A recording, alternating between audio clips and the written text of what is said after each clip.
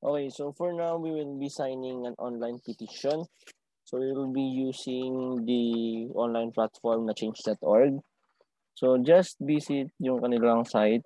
Just type for info change dot spelling change.org. Okay, and then if this is your first time to use change.org, so click login on the upper right side of the page and then magpa-pop up siya. Click natin tong may tao na to. And then naka-login na kasi ako pero try kong i-log out. Yan. And then mag-login ako, click ko yung login. So magpa-pop up tong box na to. So dito, you can click sign up or log in with Facebook, but the best thing to do is to click yung login with Google. So yan, meron na kasi akong nakalagin na ako a while ago, so hindi na ako hiningian pa ng email address and then password. Pero sa inyong mga first time pa lang, hihingi siya ng email address and then yung password mo sa Google account. And then makaka-enter na kayo dito sa mismong dashboard. Okay? So dito, sa dashboard na to, you can start your own petition, but for now, we will just click yung browse, ito. Yan, browse. Yan. Browse or yung chan. Yan. And then, choose any petition you want. Yan. Try natin i-click yung browse.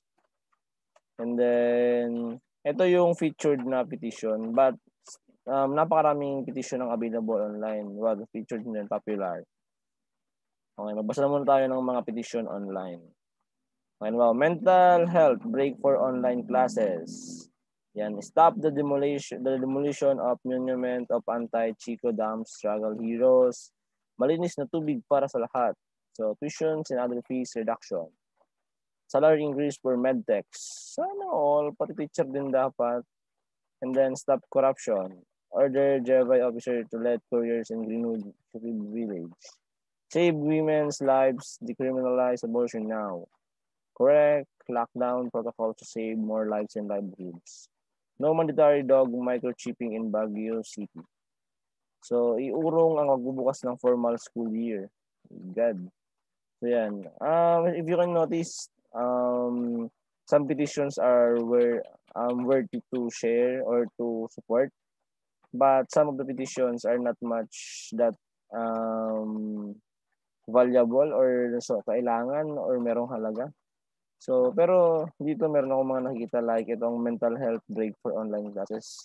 Kasi ito yung mga nagiging parang kailangan talaga.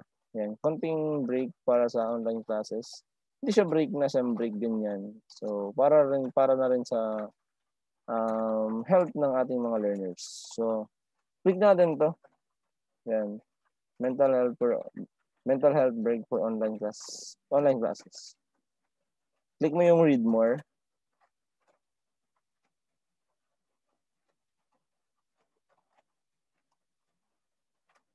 So dito, out of 50,000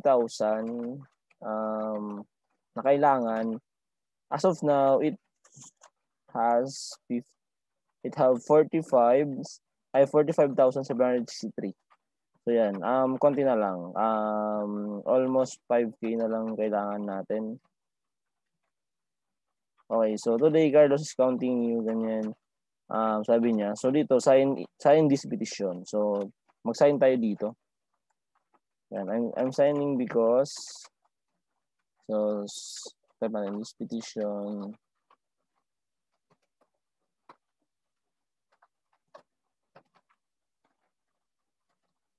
Will help my learners.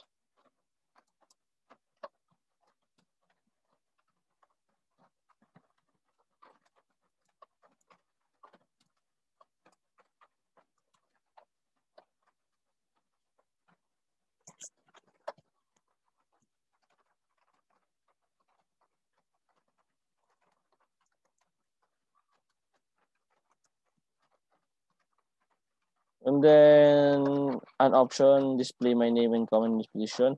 So you can put here anything. So kung ano yung insights nyo about this petition. And then click natin yung sign this petition. Okay, so dito, there are two ways on how to support this petition. So the first one is to pay, yan, bayad. Hindi siya talaga bayad para mag-donate ka ng 380 pesos to get this petition on the agenda. But if you don't have money, yan, we can just share instead. Just click, yan, no, I'll share instead. Yan. And then here are the options on how to share. So we can share through Facebook. We can copy link and then paste it in somewhere. We can connect Google. We can send an email, send Facebook messages. So I will just click here yung share on Facebook. Yan. And then mag-load yung Facebook page.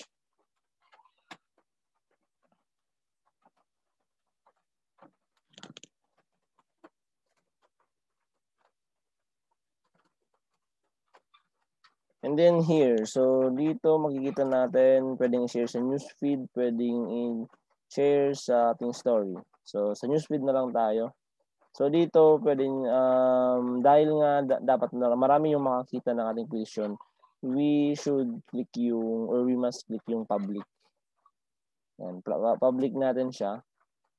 And then i-share na natin. Okay. After natin public, i-share na po natin siya.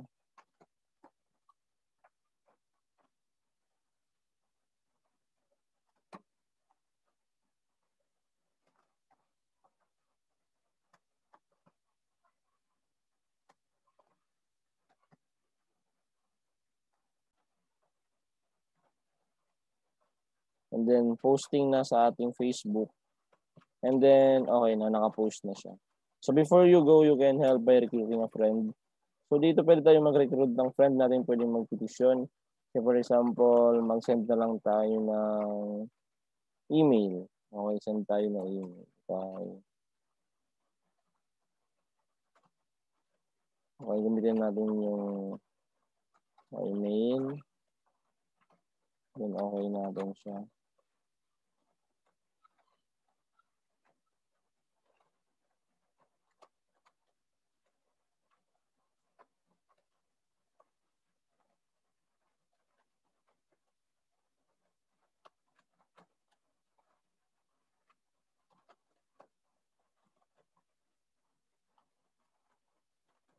Okay, add tayo ng account muna.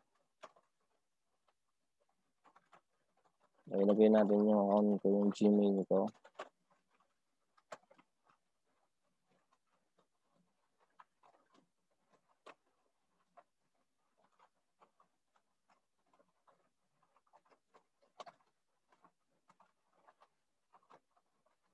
Done. So, let's try again.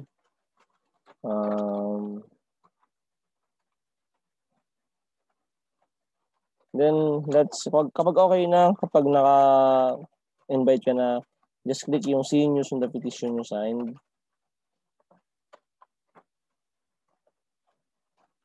So, here makikita na natin kung ano na yung status ng petition na sinuportahan natin or pinag-signan natin.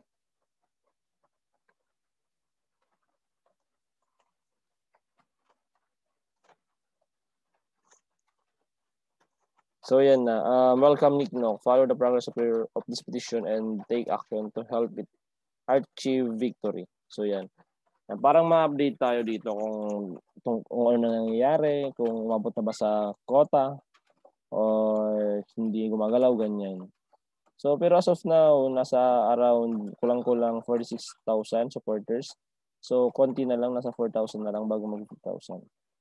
So, yan. So, and that's all about the change.org. Okay, so, yun lang naman yung kailangan gawin. So, after nyan, share screen and then, okay na. Pa-check na sa akin.